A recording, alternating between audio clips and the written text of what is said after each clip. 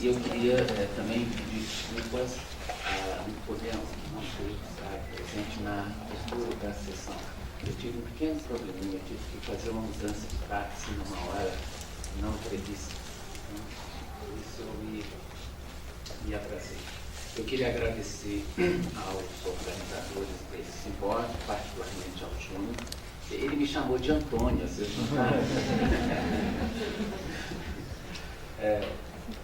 Pela oportunidade de voltar aqui ao INB e de falar um pouco sobre redes e, naturalmente, falar um pouco sobre o PELD. O Augusto estava me dizendo agora que o PELD realmente é uma iniciativa muito cara, no sentido muito querida para nós que desenvolvemos essa ideia. Eu vou usá-lo como um exemplo, mas eu queria falar um pouco mais geral, atendendo à ideia do simpósio, que você dá a oportunidade, como é bom poder conversar sobre rede nesse momento, particularmente agora que nós estamos. Semana passada, eu tive uma reunião no CNPq, na qual estava o presidente da Mercedes, e a gente conversou muito sobre redes, de uma maneira geral, como a grande CTI. E eu acho que aqui eu vou, talvez, reportar um pouco também do que foi essa conversa no CNPq. Oportunidades de pesquisa ecológica integrada no Brasil e no mundo. Eu acho que sem rede isso efetivamente não é possível. E a ideia de rede, ela precisa ser realmente assimilada muito rapidamente. O mundo é uma rede, nós temos que avançar para isso com todas os bônus e ônus que isso, claro, acarreta. Onde que eu aponto quando eu vou? Aqui? Para mudar? Então eu aponto para o computador.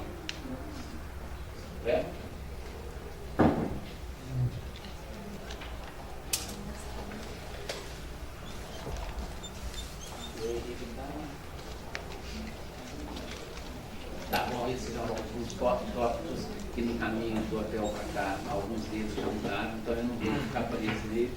Tá? Bom, eu acho que todos sabem, mas me permita, essa é o vício de ser professor, né? Eu acho importante a gente saber um pouco a origem das coisas. Certamente, eu acredito que a maioria dos senhores sabem disso. Essa coisa de rede, na verdade, ela é de 99, ela é relativamente recente, pelo menos até onde eu pude levantar essas coisas. Esse pesquisador inglês, John Taylor, ele, na verdade, cunhou essa expressão e-science. E, a partir daí, essas coisas começaram a ser pensadas de uma forma, a necessidade de integrar coisas. E ali está escrito, e eu acho que é importante, por uma questão que nós vamos conversar sobre redes, né?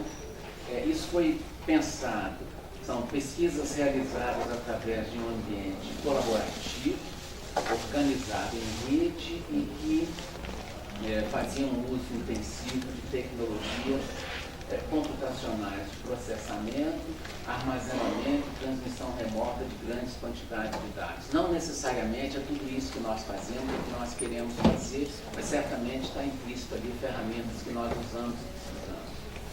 Essa infraestrutura visava atender às necessidades de pesquisa que eram, em grande parte, realizadas por equipes distribuídas pelo globo, pertencentes a áreas, enfim, instituições.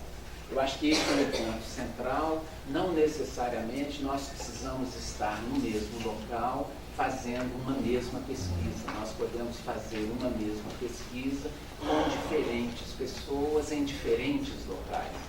E isso é não só inovador, isso é um desafio, isso é difícil, mas isso é possível. E eu acho que nós ainda usamos muito pouco isso. A gente ainda sente uma necessidade muito grande de trabalhar junto, mas lado a lado, botar a mão na massa no mesmo sentido físico. Isso não é mais necessário.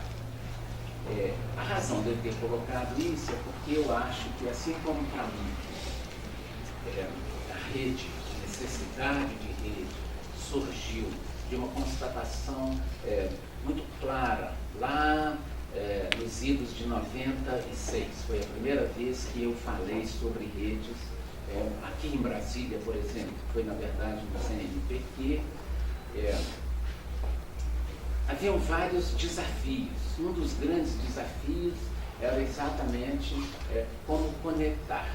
E, curiosamente, todo esse tempo depois, esse é o principal problema, eu acho, das redes de pesquisa, não só aqui, mas das redes de pesquisa de uma maneira geral. Conectividade é um desafio enorme, com várias facetas que cada rede procura tentar resolver de uma forma. Eu vou dar alguns exemplos aqui, mas dentro, por exemplo, do BELD, que já está no seu 13º ano. O BELD, para quem não sabe, é um programa de pesquisas ecológicas de longa duração. Depois de 13 anos, nós ainda temos dificuldades de realmente trabalharmos em rede. Nós temos ideias em rede, algumas ações que já poderiam estar sendo desenvolvidas em rede, mas infelizmente, por razões talvez, certamente algumas a gente sabe, outras a gente ainda nem sabe como resolver, a gente não está ainda efetivamente em rede. E eu queria chamar a atenção para um trabalho de colegas da UFMG, são duas pessoas da UFMG, que eu tive a chance, assim, procurando material para essa palestra, eu tomei contato com esse Pesquisa Científica em Rede, Novas Mediações, Práticas Discursivas e Atores Sociais. Está ali quem são as autoras: Camila Maciel Campo-Rinaldo Mantovani, Maria Aparecida Moura, da Escola de Ciência de Informação da UFMG, e que eu acho que, para quem de fato quiser saber as bases das redes, talvez essa seja uma referência importante. Está ali embaixo, como pode acessar as autoras. Bom, e também eu achei que era importante falar sobre globalização, porque é uma associação que a gente não necessariamente quer fazer, mas faz. O mundo realmente é um mundo globalizado, cada vez mais, o mundo é mais pequeno, não no sentido de menos importante, mas de mais complexo, e redes têm necessariamente, quer a gente goste ou não, uma associação ou constitui uma necessidade desse mundo globalizado. É claro que a ideia de globalização ela é muito mais forte do ponto de vista, por exemplo, econômico, ou eventualmente político, eventualmente social, mas cientificamente isso existe uma ligação clara com a globalização. Mas uma pergunta importante, né, é essa: as redes de pesquisa existentes, elas caminham numa forma que é mais positiva com relação a essa globalização, ou nós estamos meio que reinventando a roda em algumas coisas e a globalização caminha no sentido de misturar tudo e as redes eventualmente querem individualizar áreas ou querem individualizar ações? Esse é um outro ponto que eu acho também importante para a reflexão. O certo é que redes, se alguém me perguntasse, e eu fiz essa pergunta quando estava preparando, para que serve redes, o que eu quero com redes, eu pensaria em coisas do tipo: nós temos problemas comuns no mundo, nós temos problemas numa escala local, regional, numa escala certamente global, e talvez uma forma de resolvê-lo seria pensar em rede, planejar em rede. Uma outra maneira, estabelecer metas comuns. Nós temos algumas coisas que a gente precisa resolver, né? Alguns problemas já identificados e que estão aí agora já altamente consagrados em vários programas internacionais. Eu chamaria, por exemplo, as metas do Millennium Assessment. Desde 2005, me pergunto quantas delas nós avançamos, né, ou não avançamos porque efetivamente não estamos ainda em rede. Eu pensaria em utilizar esforços com toda certeza. Cada vez mais a gente precisa de recursos e cada vez menos a gente tem disponibilidade de recursos, porque são muitas as iniciativas, todas muito importantes. Na verdade, o tema central do que eu quero concluir a minha fala é dizer disso. Nós precisamos de otimizar, com certeza. Bom, o certo é que problemas do tipo adaptações a mudanças climáticas, identificação de padrões na natureza, avaliação e controle de espécies invasoras, conservação da biodiversidade, uso sustentável de recursos naturais, aí eu chamo a atenção especificamente água, solo, enfim, né? São temas que, com toda certeza, nós já conheceríamos mais e melhor se estivéssemos efetivamente trabalhando em rede. Pelo menos essa é a minha visão. E eu usei algumas ideias, aqui no caso, por exemplo, desse colega, Patrick Bourgeron, que é um professor lá dos Estados Unidos, com quem nós temos trabalhado nessa escala de uma rede chamada International Long Term Ecological Research Program, e a gente vem tentando desenvolver alguns documentos base para poder explicar ou justificar para governos por que é importante manter uma rede internacional de pesquisas ecológicas de longa duração. E aí está uma ideia, eu não traduzi, é claro, a ideia não é fixar nesse ponto, mas isso vem sendo pensado já há muito tempo. Então, coisas do tipo, por que estabelecer redes? Essa é uma visão, né? Quem vai se beneficiar de redes? Eu acho que foi colocado nesse documento que não foi ainda publicado, ele tem sido melhorado. Eu acho que a razão dele não ter sido publicado ainda é porque, assim, será que está suficientemente bom para poder representar a ideia geral de rede? Pode ser uma estratégia errada nossa, particularmente do Patrick, mas eu acho que, ainda assim, num simpósio como esse, é importante essa visão. Estou dizendo que é a única, mas certamente é uma visão.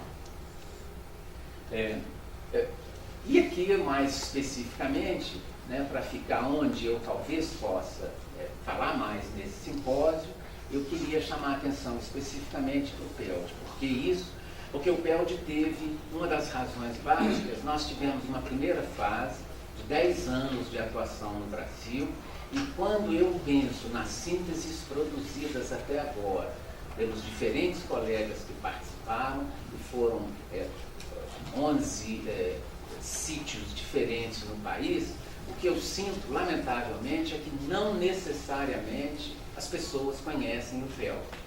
E é uma pena, porque foi uma iniciativa genuinamente brasileira, pensada pela comunidade científica do Brasil, para resolver questões do Brasil. Então eu acho que é importante resgatar isso, porque nós estamos numa segunda fase do PELD, vai acontecer um novo edital até novembro desse ano, por mais um período de 3 anos. O MCTI sempre que eles mudaram de estratégia, em vez de pensar em editais de 10 anos, por razões, imagino eu, praticidade orçamentária principalmente, isso está sendo pensado a cada 3 anos. Mas eu acho que eu queria então, sem cansá-los, mas chamar a atenção mais especificamente sobre o PELD, mas numa escala maior. E ali eu acho que é importante porque estudos ecológicos de longa duração. Com certeza, né, estudos de longa duração são diferentes de estudos de curta duração, senão eles não chamariam assim. O que eu acho que acontece, e eu não sei se é só uma estratégia utilizada pelos diferentes grupos, não necessariamente as questões são de longa duração. E aí é que eu acho que é onde as coisas acontecem errado. Eu acho que pensar em termos de longa duração é pensar em resolver questões de longa duração é muito diferente em propor questões de curta duração. E eu acho que isso constitui um ótimo exemplo do porquê redes. Por isso eu estou insistindo nela. Então ali estão alguns exemplos, mas eu chamaria atenção para aqueles 2 dois pontinhos aqui, essas minhas duas setinhas, que está aqui. Cerca de 78% das pesquisas em ecologia, e é muito, né, elas são mais ou menos relacionadas a uma a duas espécies, raramente mais do que isso. E 70% das pesquisas, de uma maneira geral, se limitam a um espaço de tempo de 1 a 2 anos e numa escala que varia eventualmente de 1 metro a 1 quilômetro. O que eu quero dizer com isso? A nossa visão da pesquisa ecológica, ela é certamente muito pontual ainda. Por mais que a gente já quis ampliar, alargar essa ideia, nós ainda, é claro, por limitações várias, trabalhamos em escalas pequenas. E para compensar isso, fazemos extrapolações de todo tipo. A melhor forma de checar isso talvez seja redes. Eu posso ampliar incrivelmente a possibilidade das mesmas questões, mas trabalhando com colegas de diferentes locais, com diferentes situações, e ampliar isso. Isso só vai ser possível, na minha maneira de enxergar, com redes. Caso contrário, por limitações de tempo, de recursos, de pessoal e etc., nós vamos continuar mais ou menos trabalhando como tem sido nos últimos 30, 40 anos, especificamente em ecologia. Está ali as ideias do porquê, nós não vamos ter tempo, claro, de...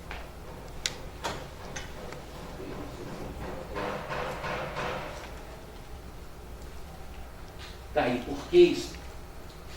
Desculpa que eu voltei, eu ainda estou me acostumando a usar isso aqui, isso é sempre um problema, né?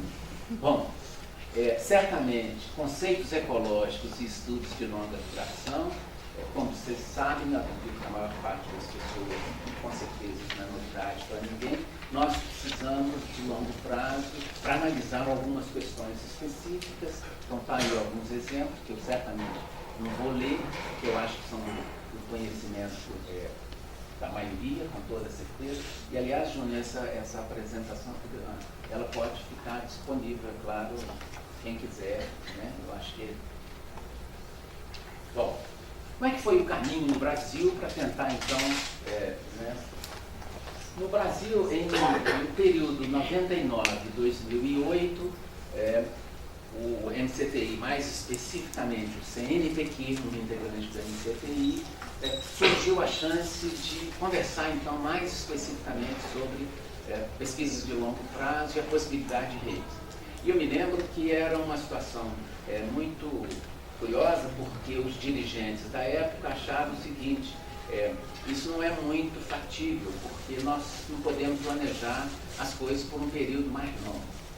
E esse foi um tempo enorme, e só para vocês terem uma ideia, de 96 até 98, esse tempo foi gasto só em como efetivamente seria possível, a discussão, como é que seria possível implementar alguma coisa que transcendesse administrações de 4 em 4 anos no Brasil.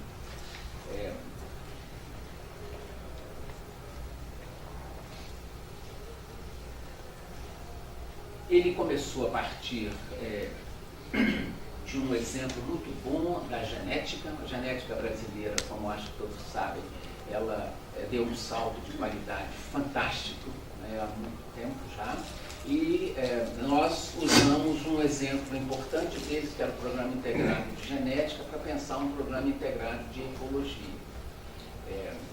E a partir desse programa foi pensado, então, na possibilidade de começarmos alguma coisa ainda modesta com 2 subprogramas, um programa de capacitação e pesquisa e o PELD especificamente.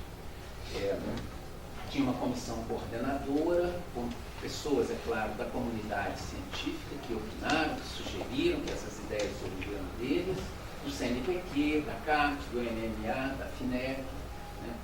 Enfim, foi muito interessante naquela época, uma movimentação muito grande. As metas desse programa,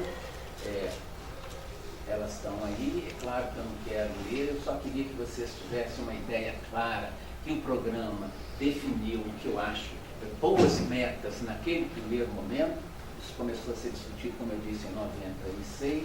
Então eu só estou colocando para vocês terem uma ideia muito geral disso, mas é uma ideia muito atual ainda. Se a gente olhar cada item desse, nós vamos ver que nós continuamos ainda com desafios que não foram ainda resolvidos. Os temas de pesquisa naquele momento foram esses temas aí que foram perseguidos, mas não só ao longo desses 10 anos. E muito importante naquela frasezinha lá embaixo, essa era uma preocupação da comunidade como um todo, naturalmente das agências, que ninguém devia ser excluído. No sentido, não é porque você não quer trabalhar num daqueles 5 temas que não necessariamente você não pode se juntar a essa rede. Preferencialmente deveria ser naqueles 5 temas. É só a ideia do preferencialmente. Eu acho isso muito importante, porque nenhum programa pode excluir iniciativas, senão ele se autodestrói, ele atira no próprio pé. Está aí a missão desse programa. Eu sei que são 3 pontos longos, mas também não vou ler isso, mas eu só quero que vocês saibam dessa estruturação, porque eu acho que ela é importante para o que nós vamos discutir nesse simpósio. Como é que foram selecionados sítios para comporem esse programa? Isso também foi um grande desafio para evitar a arbitrariedade. Como é que as agências selecionaram estes sítios? Isso foi resultado de uma discussão muito interessante e ampla com a comunidade científica.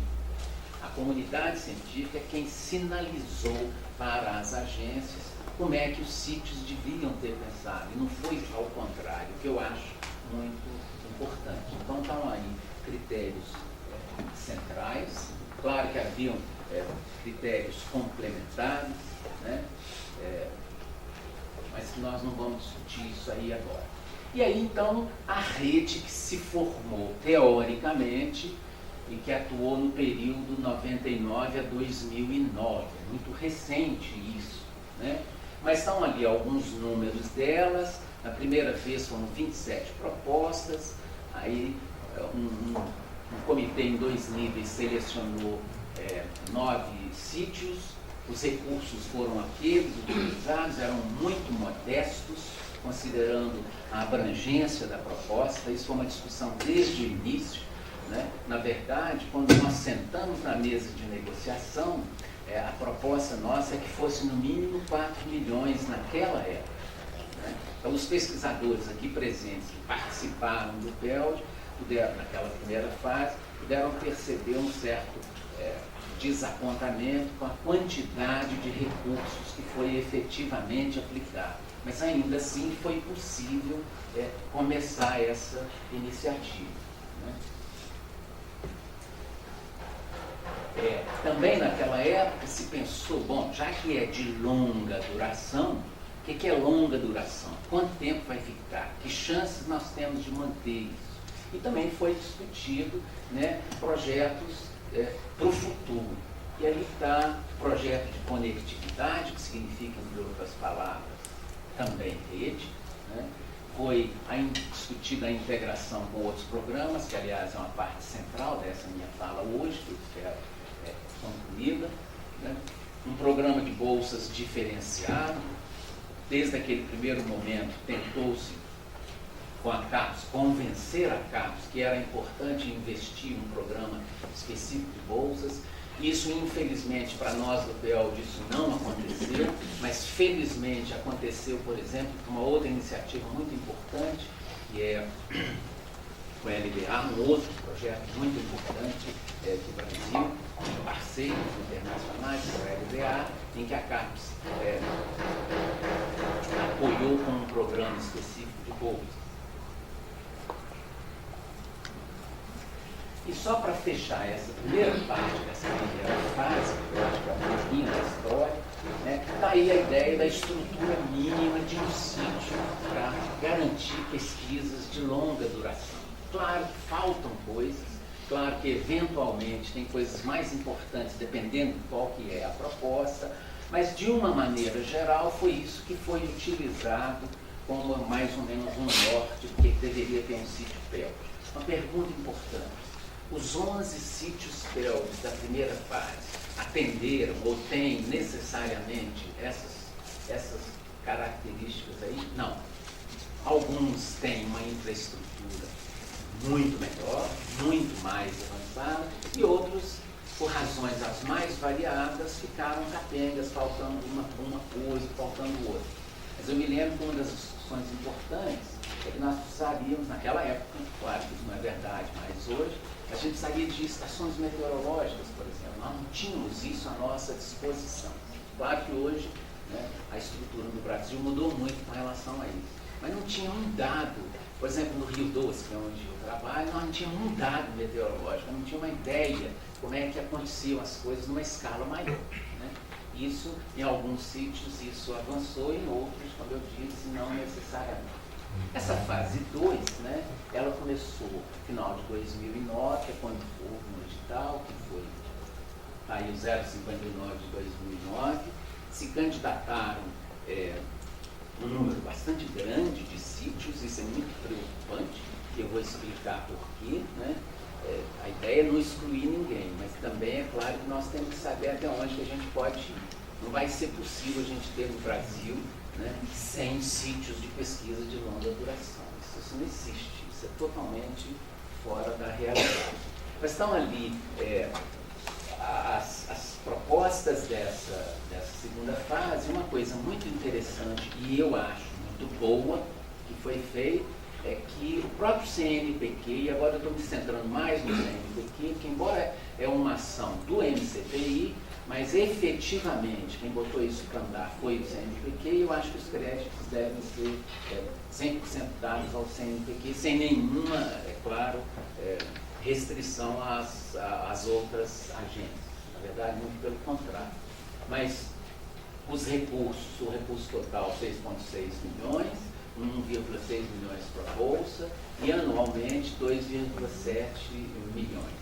Os recursos vêm de, como vocês estão vendo aí, 5,1 CNPq e o FNDCT. Isso é muito pouco. Com toda certeza é muito pouco. Mas se isso for, me parece, né, que é possível, concretamente, garantido, isso é mais do que só um comecinho, isso é mais do que só um dinheirozinho para poder duplicar. Isso precisa manter uma infraestrutura que foi criada. Nesse sentido, está aí então um mapa. Nós temos hoje no Brasil 26, ali está escrito 29, mas é porque ao longo desse percurso de 13 anos, nós tivemos mudanças de rumo com 3 sítios, por razões diferentes. Na prática, hoje nós temos 26 sítios operantes, 2 da primeira fase foram descontinuados por outras razões, quer dizer, continuam existindo pesquisas, mas eles não integram essa rede por outras razões, pelo menos nesse primeiro momento. E é óbvio que tem comentários, eu já ouvi comentários muito interessantes, assim, mas é uma concentração enorme no Sudeste, no Sul-Sudeste. Isso não é só com relação a isso, essa concentração Sul-Sudeste, isso é uma realidade brasileira. Isso começou a mudar há algum tempo, vocês percebem que o Centro-Oeste avançou, que o Nordeste também avançou, e o Norte é muito mais complicado de lidar com isso numa escala, por exemplo, de pesquisa de longo prazo. Mas ainda assim, né, existem muitos outros programas que complementam isso. Eu estou me referindo aqui especificamente à rede PEL. E aqui, como é que é a estrutura de gestão dessa rede? Isso é uma outra coisa importante que eu achei que precisava dizer aqui, porque finalmente existe no Brasil, formalmente, uma estrutura de gestão de pesquisa de longa duração. Isso não existia antes, e isso é muito importante, porque isso agora significa assim, independe mais ou menos da vontade de governos A, B ou C. Existe uma programação, e essa programação, a menos que haja uma mudança completa de ideia, que isso não é mais importante, né? Isso vai desaparecer. Caso contrário, tem uma estrutura de gestão formalmente constituída. Tem um comitê gestor que cuida da gestão estratégica do programa, está aí o MCTI, CNPq e coordenadores desse programa que participam desse comitê, e tem um comitê científico que é muito importante para o balizamento da pesquisa efetivamente feita lá. São pessoas que não são usuários do programa, é claro, são colegas, né, que desenvolvem pesquisa não dentro do programa e, portanto, têm uma total liberdade de acompanhar, avaliar e prestar uma assessoria para as agências. Só alguns números para dar uma informação geral para vocês como é que está hoje. Sítios belgas estão presentes em 15 dos 27 estados brasileiros e a ideia é a seguinte, porque não, pelo menos um em cada estado. Não pode ser uma divisão política que vai definir uma divisão científica de pesquisa de longa duração. Né? Isso não deve estar vinculado a uma ideia política. Então, ali, o número de sítios em cada estado, e pode ser que alguém, eu não sei se nós temos colegas gaúchos aqui agora, mas como vocês estão vendo ali, por exemplo, o Rio Grande do Sul. O Rio Grande do Sul tem o maior número de sítios hoje. Por quê? Alguma preferência específica para o Rio Grande do Sul? Não, eu acho que uma melhor organização dos colegas do Rio Grande do Sul que conseguiram mais rapidamente propor coisas interessantes num estado que geograficamente é muito grande. Né? A razão é essa, pelo menos é o que eu percebo quando eu ouvi as explanações desses sítios. E sítios que estão ausentes, né?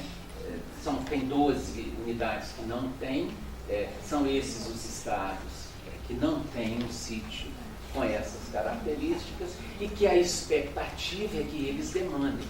A comunidade científica dessas áreas demandem ingressar nesse programa. Né? O comitê gestor está se empenhando, isso foi resultado, isso é uma informação de primeira mão, na como ampliar recursos, e aqui estão algumas das ideias que foram discutidas semana passada lá no CNPq. Uma parte dela é envolvimento das FAPs, isso é muito importante, porque as FAPs têm um peso muito grande nos seus estados e devem e podem contribuir efetivamente para consolidar ações de pesquisa. Essa é uma delas. Um programa de bolsas junto com a CAPES, continuamos demandando, não necessariamente nós podemos dizer que a CAPES é contrária à ideia, talvez a gente ainda não conseguiu sensibilizá-la suficientemente para fazer isso uma realidade. Parcerias com o Ministério do Meio Ambiente, FINEP e fundos setoriais, e aqui eu quero fazer um desabafo, talvez seja muito desabafo no sentido não negativo, mas um ministério que eu acho que a gente efetivamente precisa conquistar é o MMA. Eu não consigo entender por que a gente não consegue interagir mais e melhor com o Ministério do Meio Ambiente, por exemplo, os ciclos da Amazônia Legal. Todas ou quase todas as ações feitas nesse programa são de interesse, não só estratégico, mas são de interesse para o MMA, mas a gente não consegue ainda ter o MMA como um parceiro efetivo. Nesses anos todos, para falar sobre o BELG, eu fui convidado para o MMA uma única vez. É muito tempo, né? São 13 anos e só em 13 anos ir ao MMA uma vez eu acho muito pouco. Eu achava que isso, estou dizendo assim, que teve uma época que eu era membro da coordenação desse programa, mas outros colegas meus também não foram ao MMA para falar sobre o programa especificamente.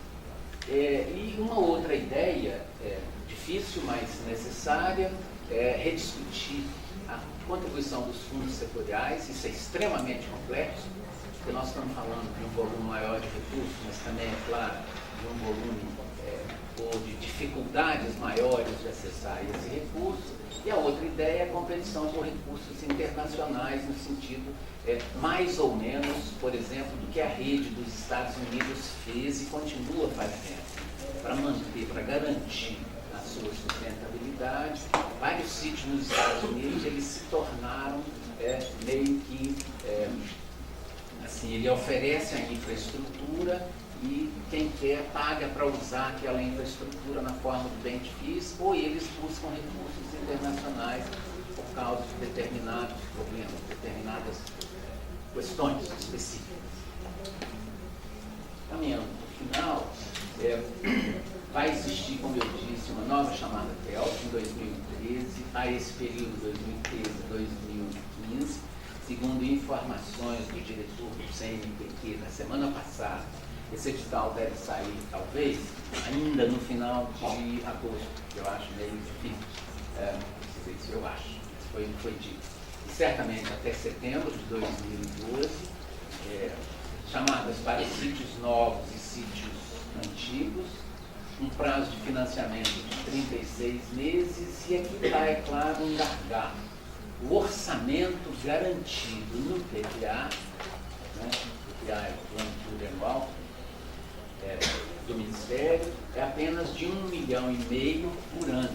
Isso é muito pouco recurso, mas isso é um recurso garantido. Ele vai permitir o financiamento.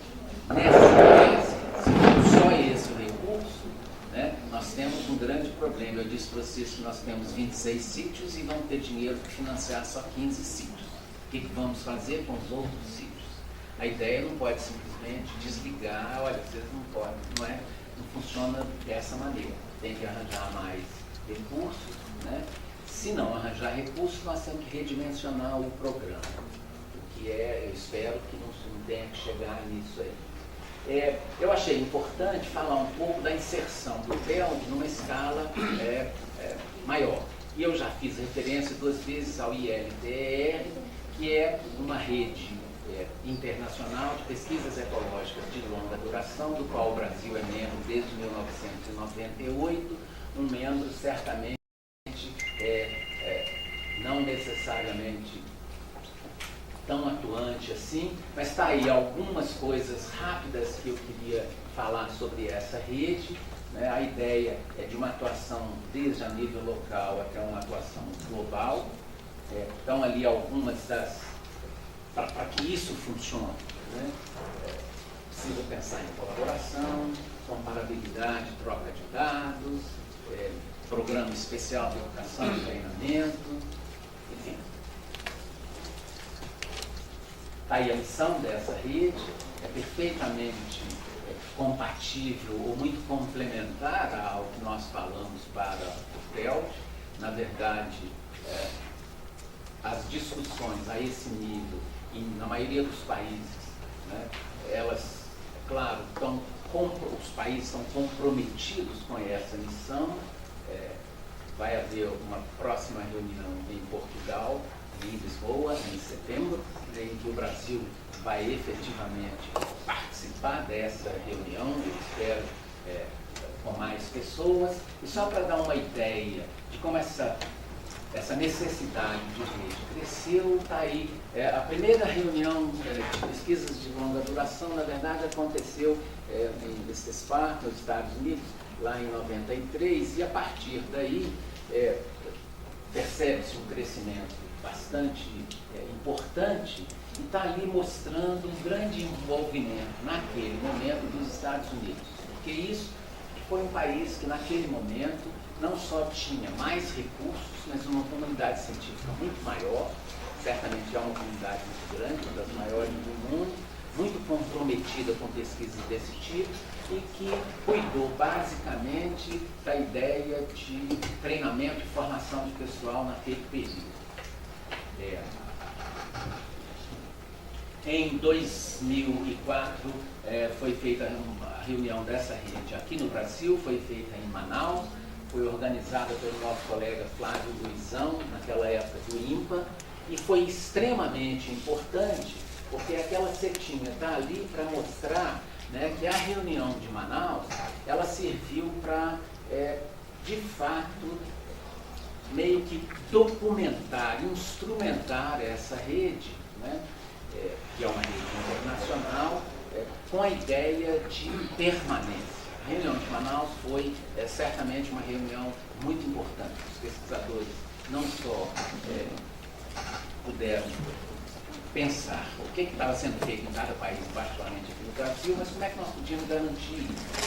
E, a partir daí, foi feito um plano estratégico para essa rede.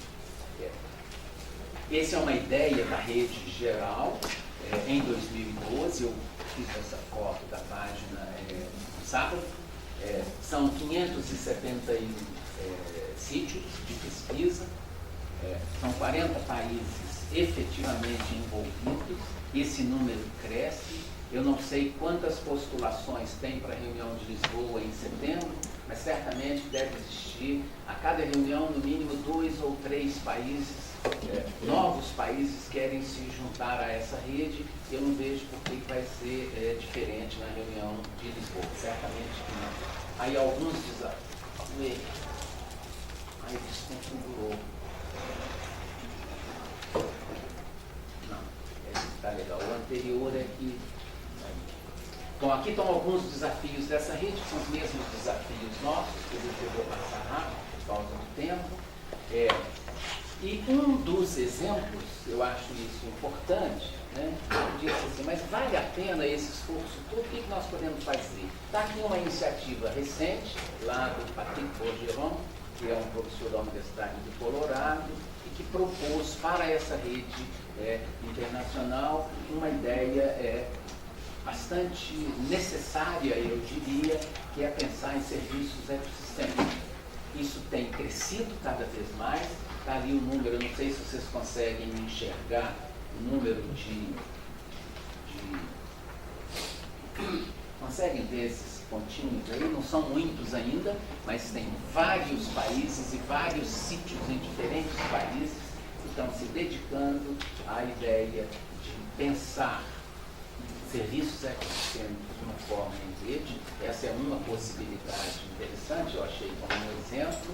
Né? Aí está a página que eu achei importante, se alguém quisesse entrar nessa página para saber mais sobre essa rede internacional. O Manuel Pai, espero que goste daquela foto ali de Lisboa, muito bonita, né, Manuel? Para setembro, que é a próxima reunião que vai acontecer. E, para finalizar, eu queria mostrar um quadro, talvez já seja do conhecimento de alguns, mas eu não sei se necessariamente nessa ordem. Ali eu estou falando o seguinte: PPBI é um importante programa do Ministério de Ciência, Tecnologia e Inovação, começou em 2004, estão ali os objetivos dele. Embaixo, no segundo pontinho, tem um outro programa importante, Cisbiota Brasil, né, com algumas informações do que é que esses programas querem fazer. Eu acho que isso é do conhecimento, imagino, da maioria de vocês. Mas eu coloquei lá em cima, é preciso dialogar, porque esse eu tomei emprestado da Mercedes. Eu não sabia que a Mercedes não ia estar aqui, mas ela nos cedeu esse slide na semana passada, lá na reunião do CNPq, e acho que esse dá uma ideia muito boa da situação hoje no Brasil. Nós temos uma quantidade grande de programas de pesquisa nessa área, programas esses que têm aspirações de terem rede, de trabalhar em rede, mas a verdade nua e crua é que a gente conversa muito pouco ainda. Cada um desses programas ainda está olhando muito para o seu próprio umbigo. Então eu acho que a gente avançou pouco na ideia de network, na ideia de rede. E acho que isso é uma questão urgente, nós precisamos repensar isso. E aí, quando o Júnior me convidou para participar desse simpósio, eu falei, é uma grande chance de falar sobre essa ideia. Não é mais agora, né, criar novas redes, mas talvez repensar a forma que nós estamos criando novas redes. Existem muitas redes, mas nós efetivamente não estamos necessariamente trabalhando em rede. E, curiosamente, nós estamos nos desdobrando. Tem colegas que pertencem a 2, 3 redes. Né? Quer dizer, é ruim isso? Não necessariamente. Mas é bastante produtivo isso? Não sei. Talvez, se houvesse, de fato, uma integração entre essas redes, nós podíamos estar, quem sabe, avançando mais rapidamente. Esse, eu acho, é o meu... E tem mais uma para complicar isso, uma rede mais recente, né, os INCTs, Institutos Nacionais de Ciência e Tecnologia, aí a distribuição dos INCTs, né. Também há uma concentração, claro, muito grande no sul-sudeste, mas já avançou mais no nordeste, enfim. E como esses, eu podia ficar aqui dando vários exemplos de redes. O que eu queria terminar é dizer o seguinte, que se nós, de fato, não repensarmos a forma como é que nós estamos nos organizando em redes, eu tenho a impressão que nós estamos meio que assim, perdendo momento. Perdendo momento porque, é óbvio, não existe dinheiro suficiente para a manutenção de todas as redes. Eu acho que a gente avançou em criar programas, mas a gente não avançou na manutenção de programas. E o exemplo melhor que eu acho que eu podia dar é o do BELD. Eu participo da gestão desse programa, e o que eu vejo? Eu dei ali para vocês os dados.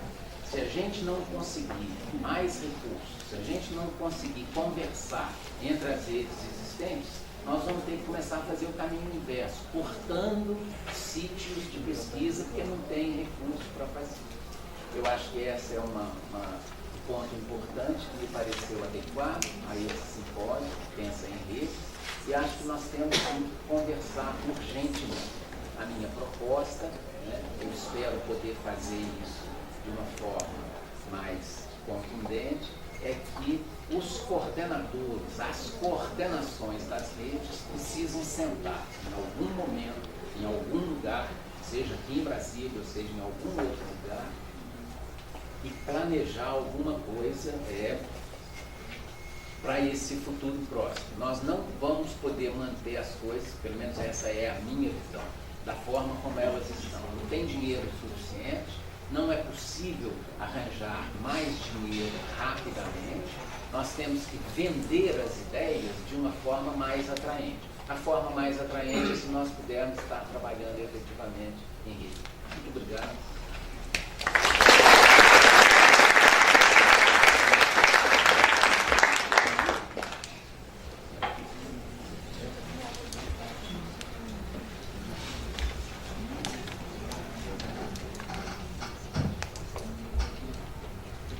Gostaria de convidar, então, agora o professor Augusto para proferir seus comentários a respeito do tema, e logo após a palavra do professor Augusto, nós abriremos para o debate, para os questionamentos.